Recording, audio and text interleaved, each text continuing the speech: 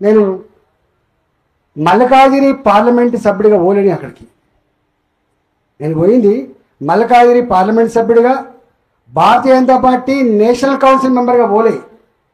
నేను గతంలో పనిచేసినటువంటి ఒక ఆర్థిక మంత్రిత్వ శాఖ ఉంది కాబట్టి, నేను ఆ ఆర్థిక మంత్రిగా ఉన్నప్పుడు నాకు కొన్ని బాధ్యతలు, నాకు కొన్ని ప్రోటోకాల్స్, నాకు కొన్ని సిస్టమ్స్ ఉంటాయి కాబట్టి, ఆ సిస్టంలో పనిచేసిన వాడిని కాబట్టి తప్పకుండా నేను పిలిస్తే నేను పోయిన అక్కడికి. నేను పోయిన తర్వాత నాతో పాటుగా చాలామంది ఉన్నారు. నా అదృష్టం ఏంటంటే వీరు కూడా ఉన్నట్టుంది. అది బహిరంగ విచారణ, అది సీక్రెట్గా అది బహిరంగ విచారణ. ఒక 30 మంది విలేకరులు, మనోళ్ళు కూడా 20 మంది ఉన్నారు. అందరూ ఉత్కంఠగా ఎదురు చూస్తున్నారు, ఏమైద్దో. నేను మంచిగా నవ్వుకుంటూ పోయినా. నాకు 100 ప్రశ్నలు 2 గంటలు ఇంటర్ అదవుతుంది అని చెప్పిండు. నేను పోయినా మంచిగా నవ్వుకుంటూ కూర్చున్నా. నేను నమస్కారం పెట్టినా.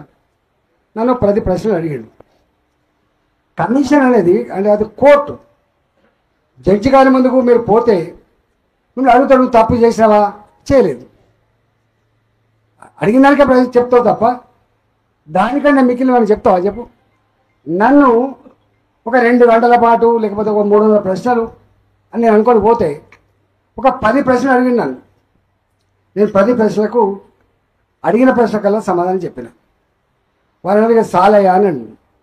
అరే 12 నిమిషాలకే సాల అంటాను ఏంటంటే మా వాళ్ళంతా ముఖాలు చూస్తాను అన్న తర్వాత మర్యాద కాబట్టి, కమిషన్ కాబట్టి, ఆయన సీనియర్ సుప్రీంకోర్టు రిటైర్డ్ జడ్జి కాబట్టి నేను నమస్కారం పెట్టి థ్యాంక్స్ అని చెప్పిన.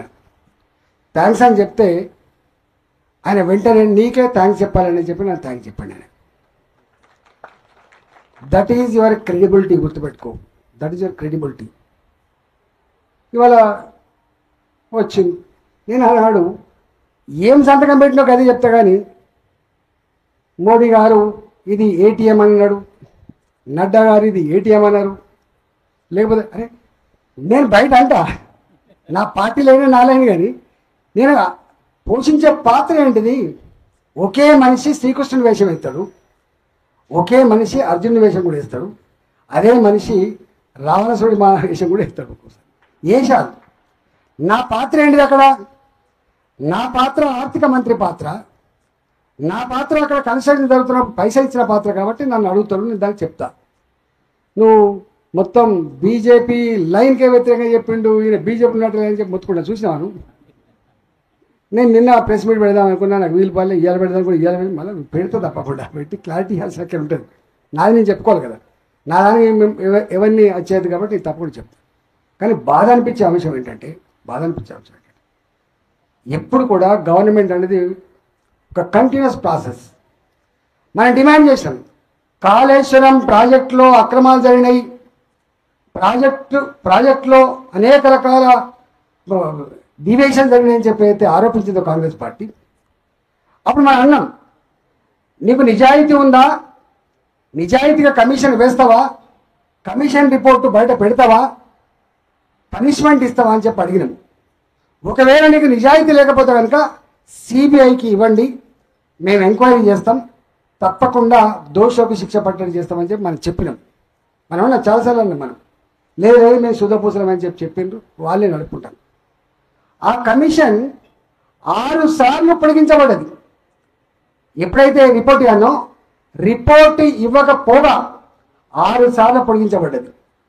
మేము ఇప్పుడు అటెండ్ అవుతున్నది 7వసారి పొడిగించబడ్డ కమిషన్ మీటింగ్కి పోయి వచ్చింది.